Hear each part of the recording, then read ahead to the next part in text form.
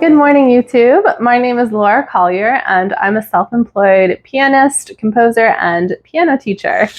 I'm going to take you through a typical day in my life as somebody who's self-employed. So January has been a bit of a rough month for being self-employed. I'm not going to lie.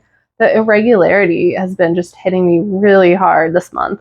A lot of my students have gotten cold, so I've had several cancellations for that. And also, about a week ago, we had one of the worst snowstorms I have ever seen in my entire time on this earth. So we had this kind of icy mix of rain and snow, and the roads completely just glazed over. This past week, the temperatures have stayed below freezing, so nothing has melted. The roads are just completely undrivable. So I ended up canceling over a week's worth of lessons, unfortunately. So today is the Monday, over a week from when the storm happened, and I only have one piano lesson today because it's a piano lesson that I can walk to. All my other lessons I had to cancel because the roads are just so bad. I've never seen anything like this. So being self-employed is a double-edged sword sometimes, because where you're not beholden to this really strict, rigid schedule, you don't always have the regularity that you'd have at a 9 to 5.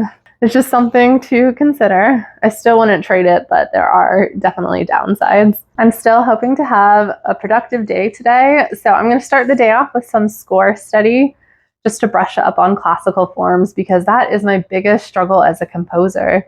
I find them so difficult, so I always try to stay brushed up on them, and maybe this might even become a daily habit, because I feel like understanding form is so important as a composer, so it might be something I try to do daily. At the very least, I'm going to try to do it weekly. So I'll start with that, and then I'm going to get to work on a violin sonata that I've been working on for a while now. So I actually came up for the idea for this sonata back in 2022. I cannot believe it's been that long.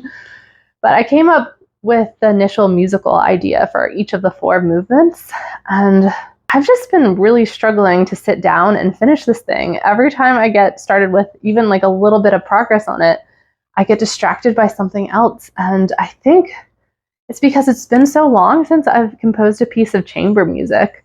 I've worked on almost exclusively solo piano pieces for the past 5 years.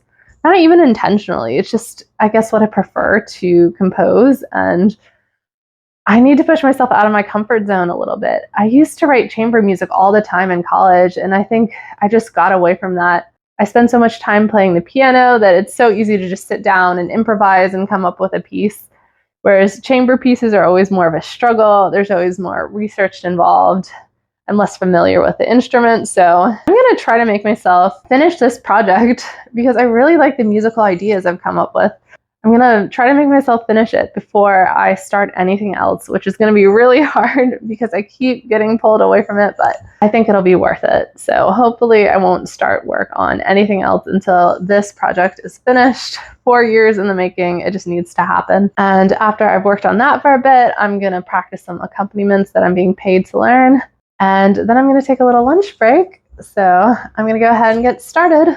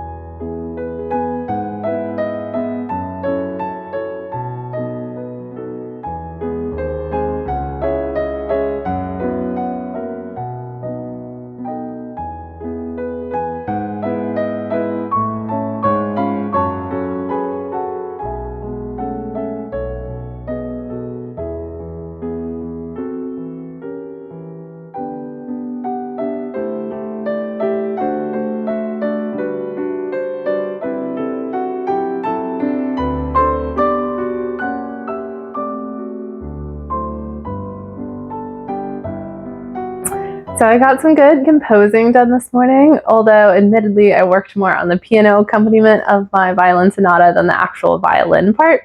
One thing I'm realizing as I'm doing the instrumentation for this piece is I want to make the violin part a little more interesting. I wrote the melody for this on the piano, and I feel like when it's played on the piano, I can keep it interesting by changing around the chords or doing arpeggios in one hand and the melody in the other.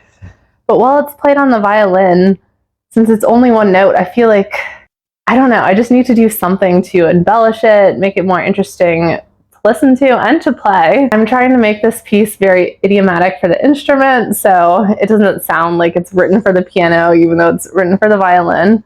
That's a struggle I have sometimes when I'm writing chamber music. All my music sounds very pianistic, so even if I'm writing for another instrument, sometimes it sounds like it would be better suited for the piano. So I'm going to try to make this very well suited for the violin. But I do think I'm going to have to embellish the melody a bit, not change it, but add some embellishments just to make it more interesting for a violinist to play. And I'm not trying to make it difficult for the sake of it being difficult. I just think it works a lot better on the piano than it does on the violin at this state in time. So I'm going to play around with it. Before I practice the piano, I'm going to take a little walk. It is frigid outside. I spend so much time sitting around that I really, even if it's just like a short walk, it makes such a difference. So I'm going to bundle up and head out, and then I'm going to come back and do some practicing.